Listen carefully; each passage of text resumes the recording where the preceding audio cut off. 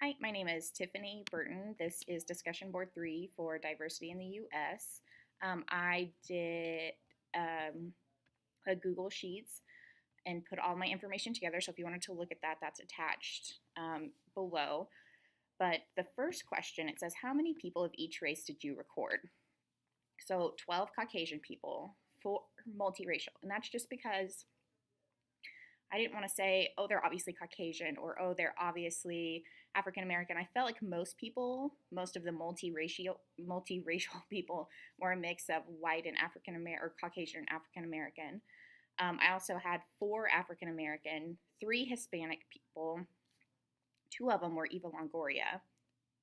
She's popular for magazine covers right now. 1 Asian and 1 Native American.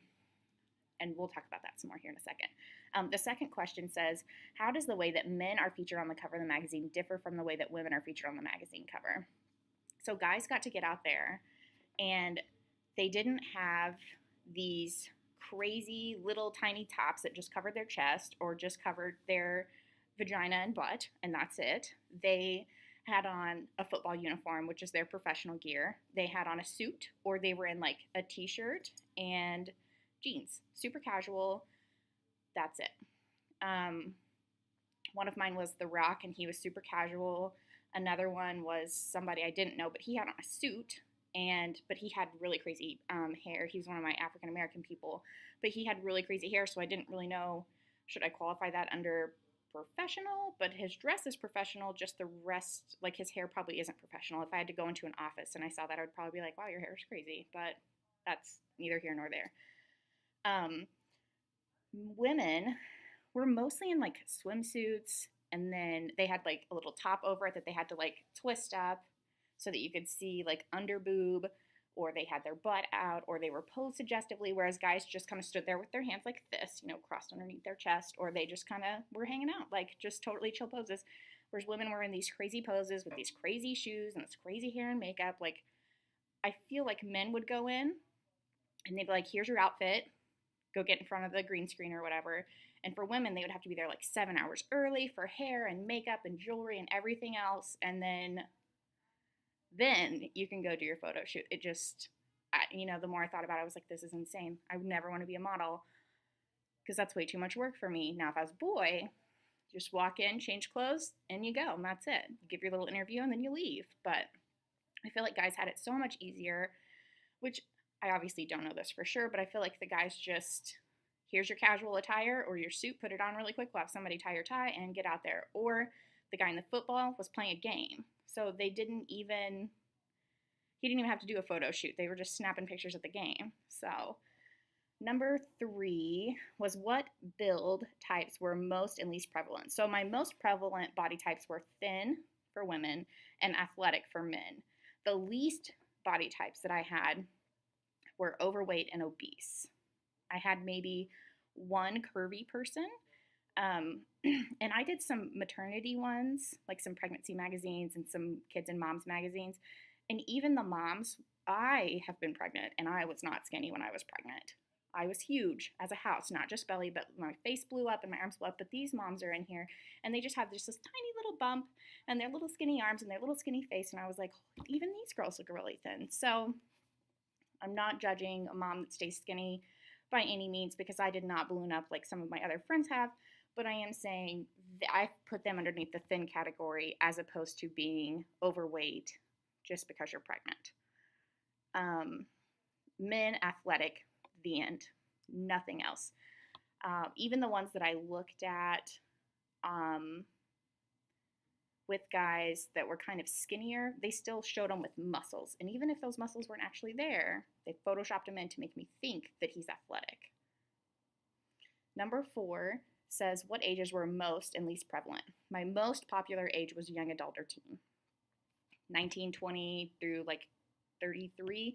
I honestly think I saw one person who was older, and I just think she looked like sweet death. That poor woman. I don't know what she did, but she did not look very good. I don't think that she's as old as I made her, but she just looked terrible. The least popular were kids, but I didn't Google a lot of kids magazines. And seniors, again, I didn't Google a lot of senior magazines. I only had, like I said, the one senior, and she was even in it wasn't even a senior magazine, it was like a library magazine. So I'm not sure, she's just famous, so she made it on, no big deal. She just didn't look very good to me. Um, Number 5 was, how many people did you see who were physically disabled in some way? 0. Big fat 0. Didn't Google any disabled magazines because I wanted to see if any would pop up. You know, they had the girl Bethany a couple years ago who had her arm bitten off by a shark, disability. Cool. She was on tons of magazines. Nobody else like that right now. I have a feeling with like the earthquakes and the hurricanes and things, there might be more of that coming out with people who are considered heroes and being put on magazines. That might be happening. But right now, I saw 0. The next one says, what, if anything, did you find particularly noteworthy or surprising? I cannot believe how many 19, 20, 21 through 27-year-old girls look like they're 18 or younger. The makeup, the hair, the outfit, the posing, just, in some of these magazines I used to read all the time, like Cosmo or Redbook or Self, and these girls just look really skinny. And the covers on them were always like, how to get skinny, how to make your man want you.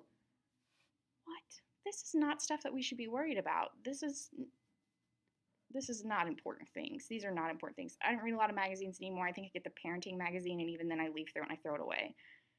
Because a lot of it, just parenting is just, you do it on your own. You figure it out as you go. You do the best you can, and you hope that with God's grace, your kid makes it through. But there were so many Taylor Swifting younger girls, you know, blonde hair, blue eyes, or Eva Longoria, really popular a couple years ago. But I haven't heard a lot from her here lately, but she still was on 2 magazine covers that I found. So I thought that was really interesting. But she's also totally gorgeous. So I was just surprised at all the girls that are on there. I mean, I had to do some digging to find some guys. Like, you know, if you Google magazine covers 2017, it's pretty much girls and that's it. It's really sad. There's no overweight people. They're all really skinny. And if they're not, they talk about how to get skinny and get skinny fast. Another reason I don't read a lot of magazines. Anyway, that's discussion board 3. I'm happy to hear your response. I will talk to you later. Have a great day.